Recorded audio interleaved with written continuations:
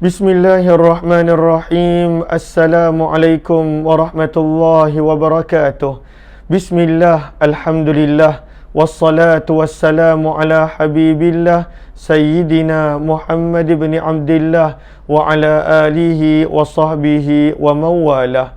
Allahumma rabbi syrah lana sudurana wa yassir lana umurana wahlul uqdatan min alsinatina yafqahu aqwalana. Allahumma faqqihna fid din wa 'allimna at-ta'wil. Allahumma alhimna marashid umurina wa a'idna min syururi anfusina birahmatika ya rabbal alamin. Walhamdulillahi rabbil alamin. Ahlan kepada sahabat-sahabat semua. Salam pertemuan dalam perkongsian Syama'il Muhammadiyah siri yang ke-68 bersama dengan saya Umar Aziz. Kita berharap moga-moga pembacaan riwayat dan juga hadis daripada kitab Asy-Syama'ilul Muhammadiyah menjadikan kita lebih mengenali peribadi baginda Rasulullah, menjadikan kita lebih mengenali akhlak Rasulullah dan juga menjadikan kita dapat mencontohi pada apa yang dilakukan oleh baginda Rasulullah sallallahu alaihi wasallam. Ahlan kepada, saya nampak diorang komen ramai yang bersama, Izzati, Kak Kati Khairuddin, Galik Sprit, Syasha Ismail, kemudian Nurul Hidayat, Faridah Ismail, Rusna Syarif, Ummu Usama, Zuraida Siddiq, Muslimah Mahmud, Bunga Lawang, Ruzia Ma'aruf, kemudian Zakia Muhammad Nin, Suraya Afandi, Kak Aminah Hitam, Jamalia Manab, Kak Zalia Kamaruddin, Hamimah Musan, Ummu Habibah, Salawati, Kak Salina, Ana Sukaimi, Kak Karimah binti Abu Bakar dan juga Asim Ahmad Dali serta Yuwana Mukhtar. Masya Allah, ramai yang memberi salam. Waalaikumsalam warahmatullahi wabarakatuh kepada semua. Terima kasih kepada yang mendoakan. Apa kata kita mulakan pertemuan kita dengan sama-sama kita perbetulkan dahulu niat. Moga-moga pertemuan kita adalah kerana Allah Subhanahu wa ta'ala. Nawaitu ta'alluma wa ta'lim wa tadhakkura wa tadhkir wa naf'a wal intifa' wal ifadata wal istifada wal hatha ala tamassuki bi kitabillah wa sunnati rasulillahi sallallahu alaihi wasallam wa du'ai ilal huda wa dalalati ala al khair ibtigha'a wajhillah wa mardatihi wa qurbih wa thawabih. Amin amin ya rabbal alamin. Ahlan kepada sahabat, Masya Allah, ramai yang bersama. Walaupun ini adalah perkongsian yang ketiga daripada subuh tadi, bahkan saya pasti ada sahabat yang dah perkongsian kelima. Sebab pukul 7.30 dia ada kelas lain, kemudian pukul 8.30 dia ada kelas lain. Masya Allah, ada yang dah masuk kelas kelima, bahkan mungkin ada yang kelas keenam. Apapun pengorbanan yang sahabat-sahabat lakukan untuk menuntut ilmu, moga Allah balas dengan sebaik-baik ganjaran di dunia dan juga di hari akhirat. Amin ya rabbal alamin. Lalu hari ini kita masih lagi membicarakan tentang tajuk yang Imam Tirmizi nukilkan, iaitu tentang percakapan baginda Rasulullah berkenaan syair, tentang syair. Lalu Imam Tirmizi bawakan 9 riwayat dan kita dah berada pada hujung riwayat terakhir pada bab ini. Lalu keseluruhan kitab yang berada di hadapan kita, Asy-Syama'ilul Muhammadiyah, meliputi 416 riwayat. Lalu sebenarnya kitab ini tebal kerana nanti di hujung akan adanya tatmimul faidah oleh penulis buku.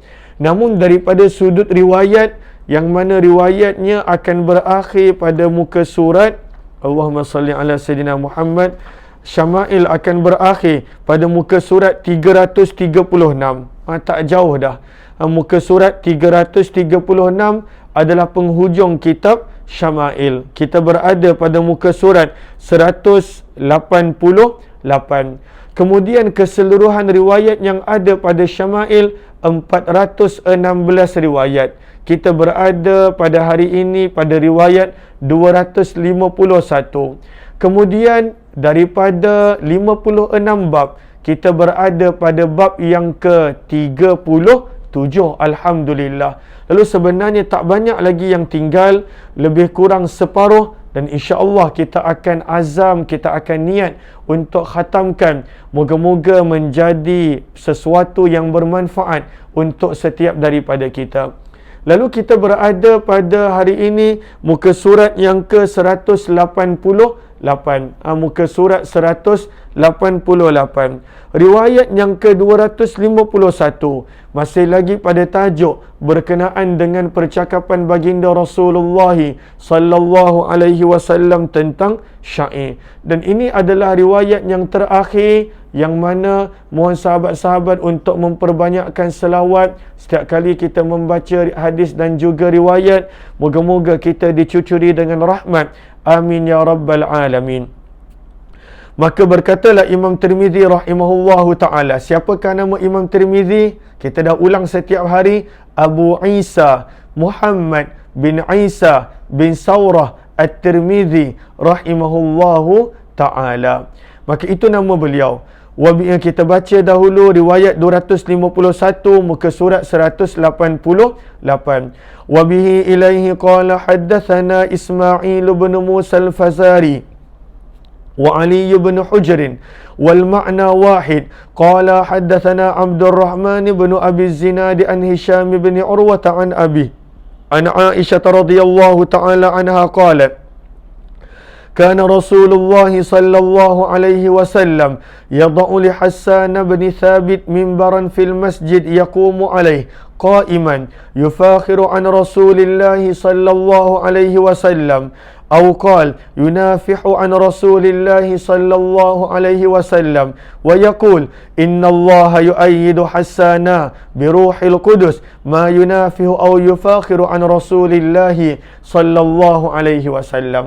Ahlan-ahlan kepada sahabat yang baru bersama, mohon jasa baik untuk bantu share, bantu untuk kongsi, bantu untuk sebar luas dan juga bantu untuk tag rakan-rakan yang lain.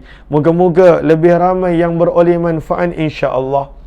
Lalu ahlan-ahlan kepada yang baru join, waalaikumsalam warahmatullahi wabarakatuh kepada yang memberi salam. Haddathana Ismail bin Musa al-Fazari dan Ali bin Hujr, yang mana kedua-dua ini adalah guru dan syekh kepada Imam Tirmizi, dan semuanya membawa makna yang lebih kurang sama. Kedua-dua guru Imam Tirmizi ini berkata, haddathana Abdurrahman bin Abi Zinad. Abu Zinad. Siapakah Abu Zinad? Abu Zinad namanya adalah Abdullah bin Zakwan. Lalu Abdurrahman, ayahnya Abu Zinad. Siapakah ayah dia? Namanya Abdullah bin Zakwan. Daripada Hisham bin Urwah. Daripada Hisham bin Urwah. Daripada ayahnya Urwah bin Zubair. Siapakah Urwah bin Zubair? Anak kepada Asma, adik-beradik kepada Abdullah bin Zubair, yang kita telah baca dalam ulang kaji sirah. Abdullah bin Zubair punya adik Urwah bin Zubair, yang merupakan antara anak murid rapat dengan Aisyah radhiyallahu taala anha, kerana Aisyah tu makcik dia. Daripada ayahnya Urwah bin Zubair, daripada Sayyidatina Aisyah radhiyallahu taala anha berkata, lalu apakah kata Aisyah radhiyallahu taala anha? Baginda Nabi sallallahu alaihi wasallam meletakkan satu mimbar. Apakah mimbar di sini? Maksudnya tempat yang tinggi, makan murtafi'. Nabi sallallahu alaihi wasallam meletakkan satu tempat yang tinggi. Di mana? Di dalam masjid. Untuk siapa? Untuk Sayyidina Hasan bin Thabit radhiyallahu taala anhu. Siapakah Hasan? Hasan kunyahnya adalah Abul Walid, seorang sahabat daripada kalangan Ansar, daripada kabilah Khazraj. Kita tahu Ansar ada dua kabilah besar, Aus dan juga Khazraj. Lalu beliau daripada kabilah Khazraj, Hasan bin Thabit radhiyallahu taala anhu. Beliau digolongkan daripada kalangan penyair yang hebat, kalangan penyair yang luar biasa. Bahkan kata Abu Ubaidah, ajma'atil Arab, para orang Arab bersepakat bahawa antara penyair-penyair yang sangat hebat dalam syair daripada kalangan orang-orang bandar adalah Hasan bin Thabit radhiyallahu taala anhu. dan beliau merupakan penyair Nabi SAW yang terkenal.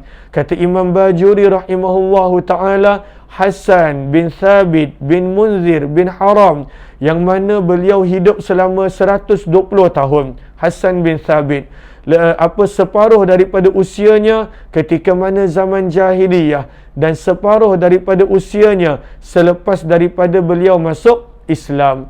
Dan beliau hidup punya lama selepas daripada masuk Islam, dan hanya meninggal dunia pada zaman pemerintahan Khalifah Ali bin Abi Talib radhiyallahu ta'ala anhum. Ini serba sedikit tentang Hassan bin Thabit radhiyallahu ta'ala anhu. Maka Hassan bin Thabit radhiyallahu ta'ala anhu adalah seorang penyair yang terkenal, seorang sahabat yang banyak mempertahankan Nabi SAW dengan syair-syairnya. Maka kata Urwah bin Zubair daripada Aisyah, kata Aisyah radhiyallahu ta'ala anha, yang mana baginda Nabi SAW ada meletakkan satu mimbar, satu tempat tinggi untuk Sayyidina Hassan bin Thabit di dalam masjid. Daripada sini kita belajar perkara yang pertama, maka Nabi boleh untuk meletakkan seorang penyair itu pada tempat yang tinggi. Kemudian kita belajar juga dalam masjid, maka daripada sini kita belajar boleh untuk mengungkapkan syair yang berkaitan dengan agama, yang memuji Rasulullah, yang pada waktu itu mengesa dan mengagungkan Allah, boleh untuk pada waktu itu dilantunkan, bahkan diletakkan untuknya tempat di dalam masjid. Seperti mana kita dah baca pada riwayat 247, bagaimana Abdullah bin Rawahah melantunkan syair di hadapan Nabi di Baitullah, walaupun Umar bin Khattab tegur, tetapi Nabi SAW tegur balik Umar bin Khattab radhiyallahu ta'ala anhu. Maka Nabi SAW pada waktu itu buat untuknya satu mimbar, satu tempat yang tinggi untuk Hassan bin Thabit melantunkan syair mempertahankan Nabi SAW. Lalu kata Aisyah, untuk membangga-banggakan baginda dan juga untuk mempertahankan baginda. Perawi syak sama ada pada waktu itu yufakhir, lalu pada waktu itu memuji Nabi SAW, ataupun yunafih memberi makna mempertahankan Nabi. Kena faham pada zaman itu syair adalah sesuatu yang sangat-sangat diterima oleh masyarakat. Syair sangat diterima oleh masyarakat. Dan seperti mana yang kita dah baca pada riwayat 247, bagaimana Nabi tegaskan ungkapan syair lebih meninggalkan kesan kepada masyarakat Arab, kepada Quraisy, lebih daripada senjata, kerana ia meninggalkan kesan yang sangat mendalam. Manusia pada waktu itu mengambil berat tentang ungkapan syair dan sebagainya. Maka sebab itu ketika mana orang Quraisy mereka menyebarkan syair-syair menghina Nabi, menghina Islam, pada waktu itu menjatuhkan maruah dan martabah baginda Nabi SAW, maka pada waktu itu Hassan bin Thabit akan bangkit mempertahankan Nabi SAW. Maka daripada sini kita tahu Hassan bin Thabit adalah antara penyair Nabi SAW yang terkenal. Bahkan Nabi iktiraf akan apa yang dia buat. Selain daripada Nabi mempunyai penyair-penyair yang lain seperti Abdullah bin Rawahah yang kita telah belajar, Ka'ab bin Malik, dan juga beberapa penyair yang lain.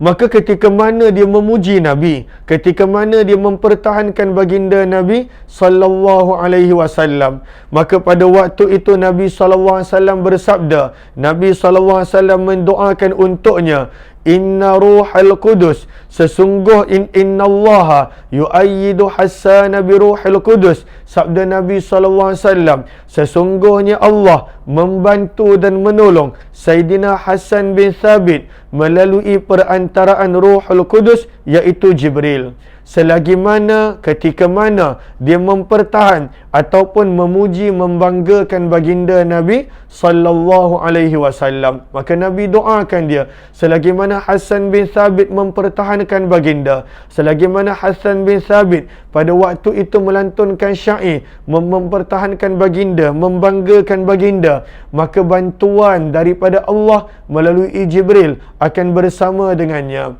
Maka di sini Imam Bajuri menukilkan riwayat yang mana kata Imam Bajuri, ketika mana Nabi SAW mendoakan begitu, maka pada waktu itu Jibril membantu dengan pada waktu itu diilhamkan pada Hassan bin Thabit 70 baita, 70 bait yang memuji Allah dan juga memuji Rasul yang Jibril letakkan dalam hatinya melalui perantaraan ilham. Maka ini doa Nabi SAW untuk Hassan bin Thabit. Maka daripada sini kata Imam Bajuri, wa yu'khadhu minal hadis, daripada sini antara pengajaran yang kita boleh ambil daripada hadis, boleh untuk melantunkan syair dalam masjid. Hillu insyadi syi'ri fil masjid, boleh untuk melantunkan syair dalam masjid. Bal yundab, bahkan digalakkan ketika mana untuk mempertahankan agama, ketika mana untuk mempertahankan baginda akibat daripada serangan-serangan musuh-musuh Islam. Seperti mana orang Quraisy banyak menyerang Nabi dengan syair, maka Hassan bin Thabit pada waktu itu akan bangkit mempertahankan baginda, mempertahankan agama dengan syair-syair beliau. Maka inilah riwayat yang terakhir menceritakan penerimaan Nabi SAW terhadap syair, dan kita dah baca apa jua larangan, celaan berkenaan tentang syair adalah pada waktu itu celaan yang mana menunjukkan syair itu adanya perkataan kizib, adanya perkataan dusta, adanya fuhush, adanya pada waktu itu perkataan yang tak elok, yang menjatuhkan maruah dan juga menghina orang lain. Itulah larangan dia, itu yang tidak boleh. Maka ini riwayat yang ke-251.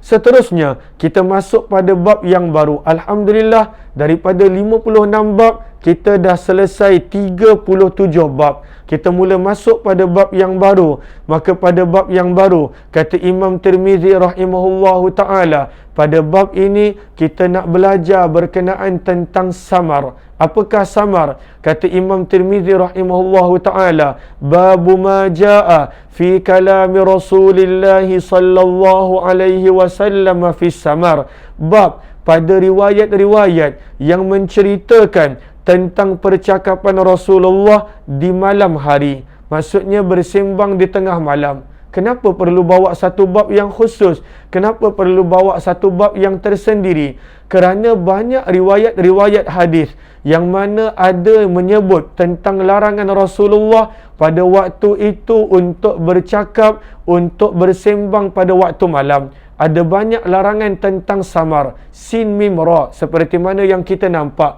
Apakah samar? Maka samar maksudnya adalah, oh minta maaf, saya tertinggal satu riwayat.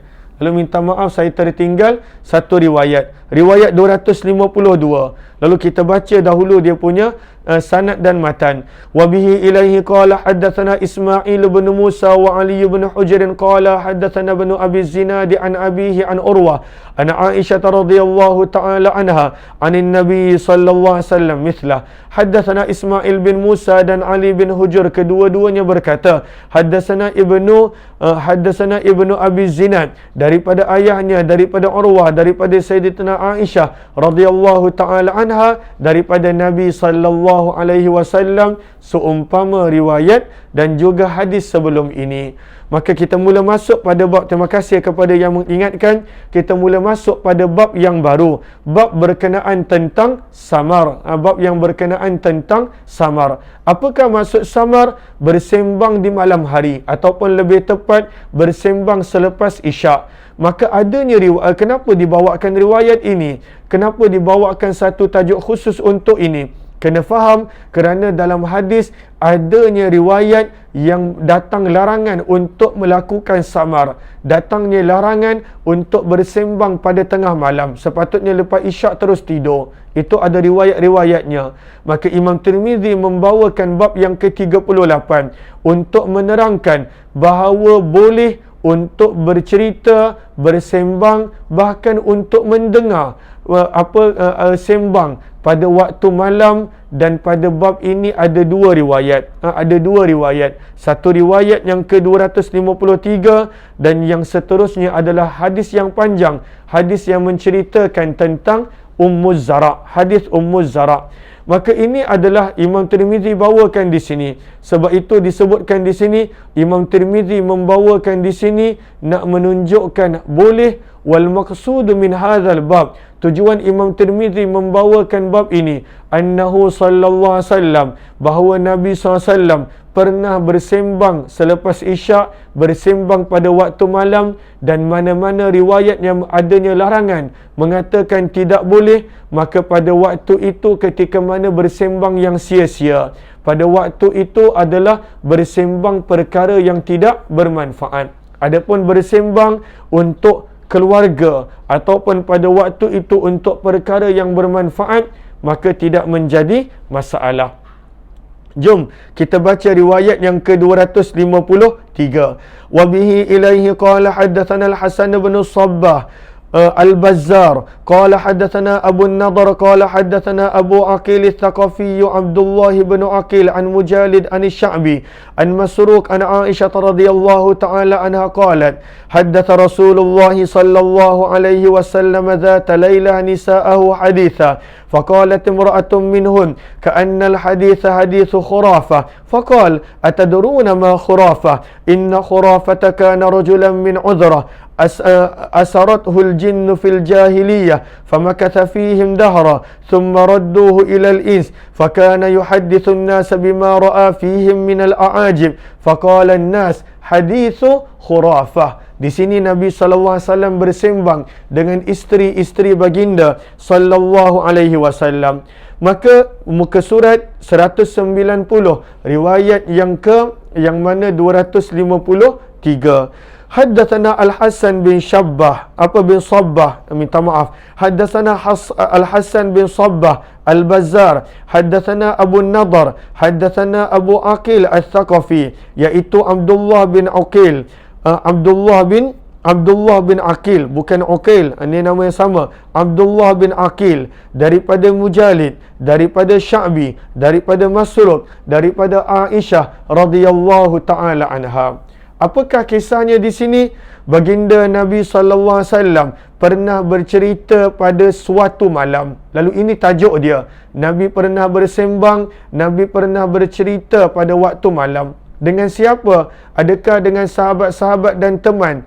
Riwayat di sini menunjukkan kepada isteri-isteri baginda. Lalu Nabi SAW ada bercerita dan bersembang dengan isteri-isteri baginda. Ketika mana kita belajar tentang sikap baginda bersama dengan isteri dan keluarga, maka kita nampak daripada 3 riwayat yang berbeza. Saya pernah kongsikan ketiga-tiga riwayat ini pada bulan Ramadan, ketika mana kita membawa tajuk tentang keluarga. Maka pada waktu itu kita sebutkan ada 3 riwayat yang menunjukkan Nabi sehari akan berjumpa dengan isterinya sebanyak 3 kali, menanyakan khabar kepada mereka, menanyakan permasalahan mereka. Yang pertama, adanya riwayat mengatakan selepas subuh Nabi akan pergi kepada setiap seorang isteri baginda di rumah mereka.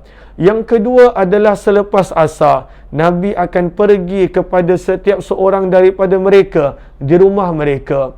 Dan yang ketiga adalah selepas isyak. Yang selepas isyak berbeza. Selepas isyak, isteri-isteri akan datang ke rumah giliran isteri yang pada malam itu menjadi giliran dia. Lalu mereka akan berkumpul pada satu rumah, yang rumah itu menjadi giliran untuk Nabi berada. Maka ini 3 waktu yang Nabi SAW bersama dengan isteri baginda. Maka daripada sini Imam Tirmizi membawakan riwayat ini menunjukkan yang Nabi ada bersembang, ada bercerita dengan isteri-isteri baginda pada waktu malam. Maka daripada sini kita nampak ahlan Kak Langsu, tak mengapa, silakan, moga-moga bermanfaat. Maka daripada sini kata Aisyah, Nabi SAW bercerita pada suatu malam, menunjukkan yang Nabi SAW ada melakukan samar. Maka mana-mana riwayat yang mengatakan samar tak boleh, larangan untuk samar, maka itu menunjukkan bila bersembang perkara yang sia-sia, bila bersembang perkara yang tidak berfaedah. Maka pada suatu malam Nabi bercerita kepada isteri-isteri baginda. Sedang Nabi SAW bercerita, salah seorang isteri baginda berkata, lalu salah seorang daripada mereka berkata, cerita ini sama seperti cerita khurafat. Sama seperti mana cerita khurafat. Lalu macam mana ejaan dia? Khara alif fa dengan ta marbutah, khurafah. Cumanya kalau bahasa Arab, bila kita berhenti, dia jadi ha. Cerita ini sama cerita khurafah. Lalu, pada waktu itu dia sebut begitu, wahai Rasulullah, cerita yang engkau cerita ini sama seperti mana cerita khurafah. Lalu dalam bahasa Melayu pun dah jadi khurafat. Lalu ahlan-ahlan ayu Muhammad, moga Allah balas pengorbanan itu dengan sebaik-baik ganjaran. Ada yang sambil membawa kereta, ada yang mana sambil membeli barang. Moga Allah balas dengan sebaik-baik ganjaran. Maka pada waktu itu salah seorang isteri Nabi berkata, wahai Rasulullah, cerita ini adalah seperti mana kisah khurafah. Kenapa? Sebab dia mendengar cerita yang luar biasa, cerita yang dia tak pernah dengar. Maka dia berkata, cerita ini sama seperti mana cerita khurafah. Maka ketika mana Nabi SAW dengar, maka Nabi SAW bersabda, tahukah kalian apakah yang dikatakan khurafah itu? Yang kamu sebut cerita khurafah, bahkan dah jadi dalam bahasa Melayu, benda khurafat, yang mana sebenarnya daripada bahasa Arab. Maka Nabi bertanya, adakah kamu tahu apakah yang dimaksudkan dengan khurafah itu? Maka ketika itu tak disebutkan dalam hadis, kata Imam Bajuri, maka pada waktu itu mereka menjawab tidak tahu. Maka Nabi SAW menceritakan, sesungguhnya khurafah itu merupakan nama seorang lelaki. Dia adalah nama orang. Ianya bukan sekadar benda, tapi ianya adalah nama orang. Dan orang ini adalah lelaki. Berasal daripada mana? Berasal daripada kabilah Uzrah. Ain Zal Rata Marbutah. Dekat manakah Uzrah ini? Uzrah ini terletak di mana? Uzrah ini terletak di Yaman. Sebab itu kita tengok nota kaki 109, qabilatum minal Yaman, satu kabilah yang terletak di Yaman. Maka lelaki yang bernama khurafah ini, cumanya kerana tak itu marbutah, maka berubah menjadi ha. Maka lelaki yang bernama khurafah yang berasal daripada kabilah Uzrah ini telah diculik dan disembunyikan oleh jin pada zaman jahiliyah. Asarrathul jin, seperti mana yang kita asarathul jin, jin telah sembunyikan dia, jin telah sorok dia. Maka kata Imam Bajuri rahimahullahu taala, sebelum kedatangan baginda, iqtitaful jin, penculikan jin terhadap manusia, kathiran izzaka, berlaku dengan banyak, kata Imam Bajuri rahimahullahu taala. Maka muka surat 191. Maka pada waktu itu lelaki ini telah diculik oleh jin. Bila? Adakah pada zaman Nabi? Tidak. Sebelum kedatangan Islam, pada zaman jahiliyah. Lalu lelaki yang bernama khurafah ini, dia telah ahlan-ahlan Tuan Syed Ahmad, moga Allah permudahkan segala urusan. Lalu lelaki yang bernama khurafah ini telah diculik lalu disembunyikan oleh jin pada zaman jahiliyah. Maka sabda Nabi SAW, dia telah tinggal bersama dengan jin dalam tempoh yang lama. Kemudian jin-jin itu kembalikan dia semula ke alam manusia. Lalu ketika mana khurafah kembali ke alam manusia, lalu khurafah bercerita kepada orang ramai dengan apa yang dilihat tentang perkara-perkara yang pelik dan ajaib di alam jin. Maka bila pada waktu itu, bila orang ramai dengar cerita pelik-pelik, mereka boleh kata, inilah dia, itulah dia, cerita khurafah. Ini asal usul perkataan khurafah ataupun khurafat yang Nabi SAW ceritakan kepada isteri-isteri baginda. Lalu sebab itu pada nota kaki yang ke-110, lalu dah menjadi biasa, dah berada pada setiap manusia, semua cerita yang pelik dan ajaib, orang akan kata, itulah dia cerita khurafat. Ataupun kalau dalam bahasa Arab, itulah dia cerita khurafah. Namun sebenarnya itu ada asal dia, ada kisah dia, yang mana sabda Nabi SAW dalam riwayat Imam Tirmizi, pada riwayat yang dalam kitab Syama'il ini, pada riwayat 253, maka ianya sebenarnya menggambarkan berkenaan tentang kisah seorang lelaki yang memang nama dia khurafat, ataupun dalam bahasa Arab bila wakaf dia jadi khurafah, yang memang diculik oleh jin, lalu dia duduk lama dengan jin, dia tengok apa yang ada pada alam jin, lalu ketika mana dia cerita apa yang dilihat pada alam jin, orang berasa pelik, orang berasa takjub, sehingga kan semua cerita pelik, semua cerita yang tak masuk akal, manusia panggil itulah cerita khurafat ataupun itulah cerita khurafah. Lalu ada tak sahabat-sahabat yang tahu? Saya rasa mungkin inilah kebanyakan orang kali pertama mendengar asal-usul cerita khurafat ataupun asal-usul perkataan khurafah. Maka ini kisah dia yang Nabi SAW cerita. Semuanya kita tak nak cerita dengan lebih detail tentang jin itu culik bagaimana, diletakkan kat mana. Itu kita tak nak cerita detail. Yang kita nak ceritakan adalah bahawa Nabi ada bersembang dengan isteri dia pada waktu malam. Lalu mana-mana riwayat yang mengatakan adanya larangan untuk bersembang pada waktu malam selepas isyak, itu adalah untuk benda-benda yang tidak berfaedah, untuk benda-benda yang tidak ada manfaat. Apa pengajaran yang kita boleh ambil daripada riwayat ini? Yang kita boleh ambil daripada riwayat ini adalah, yang pertama, bahawa bagaimana Nabi SAW bercerita dengan isteri-isteri baginda untuk menggembirakan isteri baginda. Lalu ini akhlak Nabi. Ini akhlak Nabi, bagaimana Nabi SAW bercerita dengan isteri baginda. Kenapa? Litafrihi qulubihim, nak menggembirakan isteri baginda. Ini pengajaran yang paling besar. Kadangkala pasangan dia tidak bercerita, dia tak bersembang. Sepatutnya pasangan suami isteri kena bercerita. Kadangkala kita rasa, apa faedah nak cerita dengan isteri aku?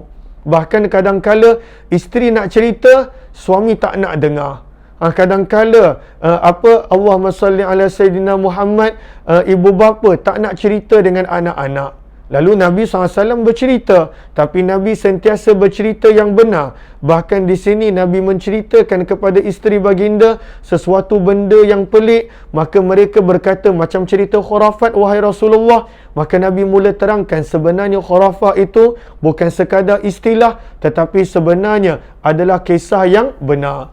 Maka daripada sini pengajaran yang paling besar bahawa Imam Tirmizi menukilkan pada bab ini diharuskan untuk bercerita pada waktu malam, asalkan bukan benda yang sia-sia, dan termasuk bukan benda yang sia-sia apakah dia? Termasuk bukan benda yang sia-sia adalah bercerita antara suami dan isteri. Bersembang, cerita antara suami dan isteri, cerita tentang contohnya apa dia buat, cerita tentang pengalaman dia, cerita tentang dirinya, maka kena bercerita. Bercerita suami isteri termasuk benda yang Rasulullah buat, yang mana Nabi SAW buat untuk menggembirakan isterinya. Sebab itu kata Imam Bajuri, tujuan Nabi wa gharduhu sallallahu alaihi wasallam, tujuan Nabi min musamarati nisaihi, bersembang pada waktu malam bersama dengan isteri baginda, litafrihi qulubihin, untuk menggembirakan akan hati isteri baginda. Bercerita. Hari ini kita banyak untuk tidak bercerita suami isteri. Bahkan yang lebih menyedihkan, bila salah seorang daripada mereka nak cerita, maka pada waktu itu tak ada yang nak mendengar, tak ada yang nak dengar. Selalunya isteri yang nak cerita, suami tak nak dengar. Kadangkala suami nak cerita, tapi suami nak cerita tu jarang berlaku. Suami ni dia jarang nak bercerita, dia jarang nak bercerita. Tapi ketika mana isteri nak cerita, suami tak nak dengar. Ketika mana itu, jadilah hubungan rumah tangga renggang. Dan daripada sini juga pengajaran yang kedua kita dapat. Kata Imam Bajuri rahimahullahu ta'ala, wa husnil muasyarah, bagaimana pergaulan yang baik yang Nabi tunjukkan kepada kita bersama dengan isteri-isteri baginda. Fayusannu dzalika, maka disunatkan kita untuk mencontohi. Disunatkan kita untuk mencontohi perkara itu, bahawa melakukan hubungan yang baik dengan isteri, bercerita, bersembang, menjadi rumah tangga renggang. Sebab pada waktu itu Allahumma salli ala Sayyidina Muhammad, masing-masing tidak mahu untuk mendengar. Banyak yang mana tidak mendengar, apatah lagi yang nak bercerita. Maka daripada sini itu pengajaran yang paling besar. Pengajaran yang paling besar adalah kita fokus bagaimana akhlak Nabi SAW. Walaupun saya tahu banyak yang nak tahu siapa nama jin yang colik. Itu yang kadang-kadang orang kita suka, ilmu-ilmu macam tu. Siapakah nama jin yang colik? Berapa lama jin tu colik? Adakah orang tu jadi tua ataupun usia dia tak berubah ketika mana kena colik? Adakah berlalu masa berapa lama? Benda-benda macam tu yang kadang-kadang orang nak tahu tentang ilmu-ilmu seperti ini. Tapi benda yang lebih penting, yang boleh merubah rumah tangga, yang boleh merubah sesuatu, adalah bagaimana akhlak Nabi SAW, yang mana Nabi bersembang dengan isteri baginda. Nabi bercerita dengan isteri baginda, dan isteri baginda dengar. Dan ketika mana isteri baginda sampuk, dia timbulkan soalan, Nabi tak marah. Kadang-kala bila suami sedang bercerita, isteri menyampuk, mengamuk dia. Elok-elok aku tengah semangat nak cerita, kau pergi potong. Lalu tidak Nabi SAW, bila isteri menyampuk, ketika mana kita lihat salah seorang daripada mereka berkata, cerita ini macam cerita khurafah. Maka terus Nabi SAW, pada waktu itu Nabi SAW terus, Nabi terus iakan. Nabi sebut, adakah kamu tahu khurafah itu apa? Khurafah itu adalah nama seorang lelaki daripada kabilah Uzrah. Terus Nabi raikan apa yang disebut oleh isteri baginda. Nabi SAW tak marah. Kadang-kala seorang suami marah, seorang lelaki marah. Tengah elok-elok cerita, kau pergi potong pula. Dah tak ada mood nak cerita, cukuplah. Itu tidak. Tapi Nabi SAW akhlak yang luar biasa. Ketika mana isteri baginda potong cerita Nabi raikan. Bahkan Nabi SAW cerita pula berkenaan tentang apakah itu khurafah, yang mana dia telah sampuk, yang mana isteri baginda telah sebut di sini. Sebab itu daripada sini kita nampak, kata Imam Bajuri, disunatkan untuk mencontohi akhlak Nabi, berbaik dengan keluarga, bersembang dan bercerita tentang keluarga. Dan pada waktu itu ada galakan yang banyak untuk bercerita dan bersembang dengan keluarga. Dan daripada sini kita nampak, kata Imam Bajuri, mana-mana riwayat yang datang untuk melarang, maka itu mahmulun, adalah bertujuan untuk perkara-perkara yang sia-sia. Mana-mana riwayat yang mengatakan larangan, maka itu adalah untuk perkara yang sia-sia, untuk perkara yang sia-sia. Lalu banyak yang kata benda ini menarik. Lalu kita belum baca lagi riwayat seterusnya. Riwayat seterusnya lagi menarik. Riwayat yang panjang. Lalu apakah riwayat yang seterusnya? Riwayat yang seterusnya adalah menceritakan tentang 11 orang wanita yang dia berjanji ketika mana mereka bersembang dan bercerita. Ramai yang kata menarik cerita khurafah ni. Belum lagi kita baca tentang 11 orang wanita yang duduk bersama dan dia berjanji untuk menceritakan segala jenis keburukan suami dia. Dikenali sebagai hadis Ummu Zara. Maka itu lagi menarik. Bagaimana 11 orang wanita ini pada waktu itu ketika mana dia cerita buruk tentang suami dia. Ada 11 orang dan ada banyak pengajaran yang boleh ambil daripada riwayat ini oleh suami-suami. Ini adalah cerita yang lagi menarik, cerita tentang 11 orang wanita yang dia berkumpul, dia berjanji, berpakat untuk tak sembunyikan apa-apa tentang suami dia. Maka kadang-kala bila suami dengar ni, suami marah. Tapi ambil positif. yang mana sebenarnya inilah kadangkala wanita, isteri, bila pada waktu itu tak ada orang yang nak dengar apa yang dia simpan dalam hati, maka dia akan pergi dan pada waktu itu dia akan luahkan pada orang lain. Maka sebab itu insya-Allah kita akan sambung ini esok, kisah yang panjang dan kenapa ini dibawakan dalam hadis. Dan bagaimana akhlak Nabi SAW di hujung hadis bila Nabi SAW mendengar daripada Aisyah kisah ini, maka Nabi SAW mengambil sikap yang baik dan Nabi SAW berkata, aku akan menjadi suami yang baik seperti mana Abu Zara untuk Ummu Zara. Maka ini yang kita akan baca esok. Cumanya pada hari ini kita nak terangkan, para ulama hadis berbeza pendapat. Hadis yang ke-254 yang dikenali hadis Ummu Zara, adakah hadis ini hadis yang mauquf? Apakah maksud mauquf? Lalu riwayat ini sampai kepada Aisyah. Aisyah yang ceritakan tentang 11 orang wanita ini kepada Nabi. Lalu adakah hadis ini hadis yang mauquf? Imam Tirmizi memilih bahawa hadis ini adalah hadis yang mauquf, iaitu Aisyah yang menceritakan kisah 11 orang wanita ini kepada Nabi. Namun ada juga, sebab itu kata Imam Ibnu Hajar Al-Asqalani, wa hadzal hadis ruya min aujuh, ada yang mengatakan ianya mauquf seperti mana pilihan Imam Tirmizi. Apakah maksud mauquf? Iaitu ianya adalah Aisyah yang ceritakan kepada Nabi sallallahu alaihi wasallam.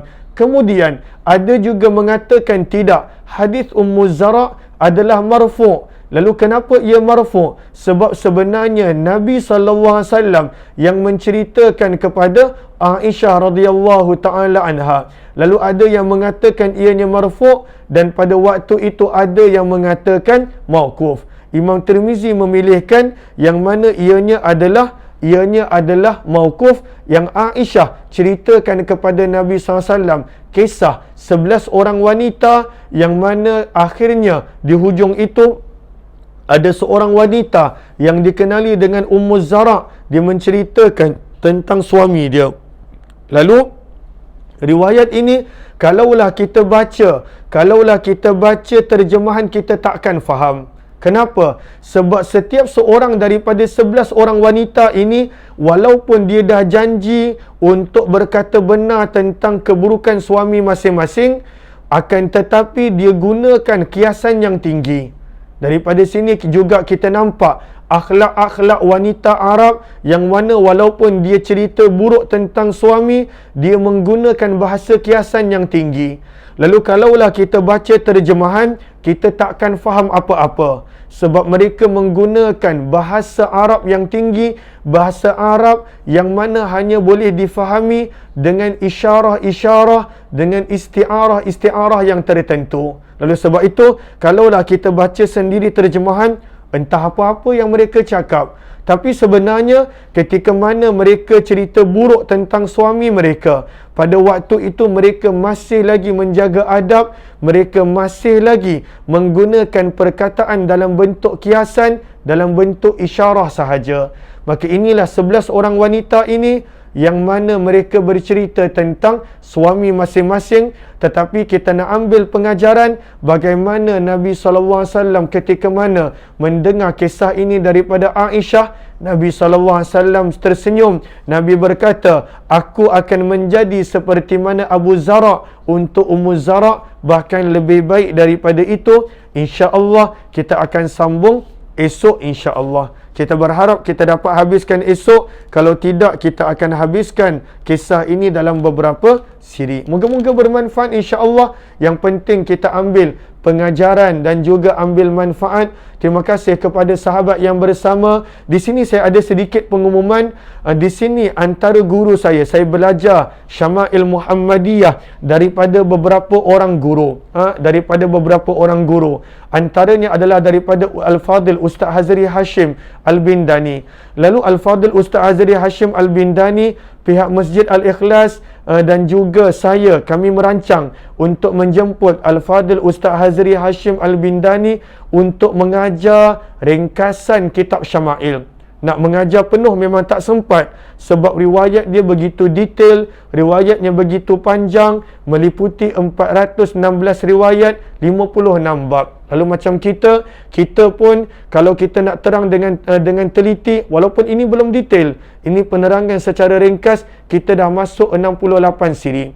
Namun insya-Allah pada 28 hari bulan 1 yang mana adanya cuti umum Taipusam, maka kita nak ambil manfaat pada waktu itu untuk kita sama-sama belajar ringkasan syama'il yang telah dikumpulkan oleh Al-Fadhil Ustaz Hazri Hashim Al-Bindani. Cumanya sebenarnya ini adalah untuk membantu Al-Fadhil Ustaz juga. Al-Fadhil Ustaz sebenarnya bercadang nak buat daurah, namun kerana PKP dan sebagainya, maka ada lebih kurang berbaki 400 buku ringkasan syama'il tersebut.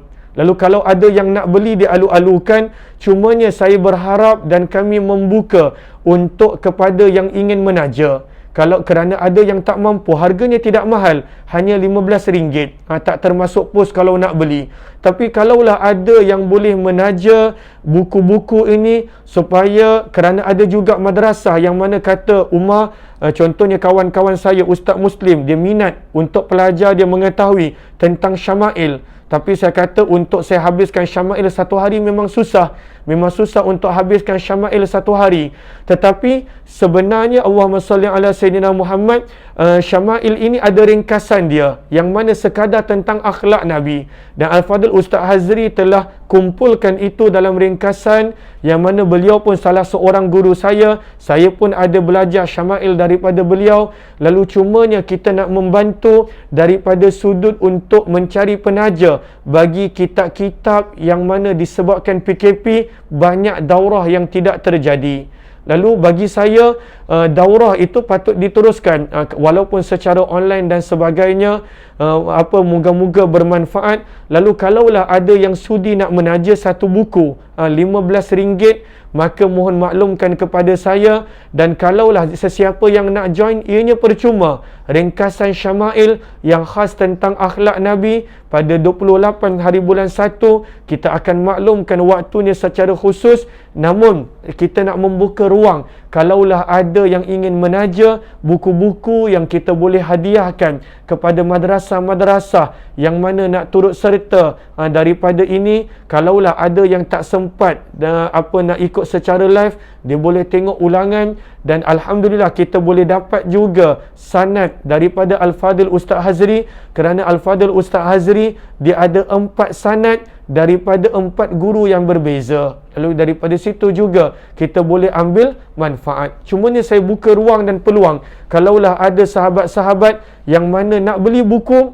mohon maklumkan. Dan kalaulah ada juga yang nak menginfakkan, sama-sama kita bantu supaya buku yang telah dicetak, yang sepatutnya habis kalaulah tidak ada PKP, namun disebabkan PKP maka tertangguh. Lalu mohon maklumkan kepada saya. Namun kalaulah ada sahabat-sahabat yang sekadar nak join, dialu-alukan, tak ada sebarang yuran, 28 hari bulan kita akan khatamkan ringkasan syama'il. Bukannya syama'il ni keseluruhannya 416 riwayat.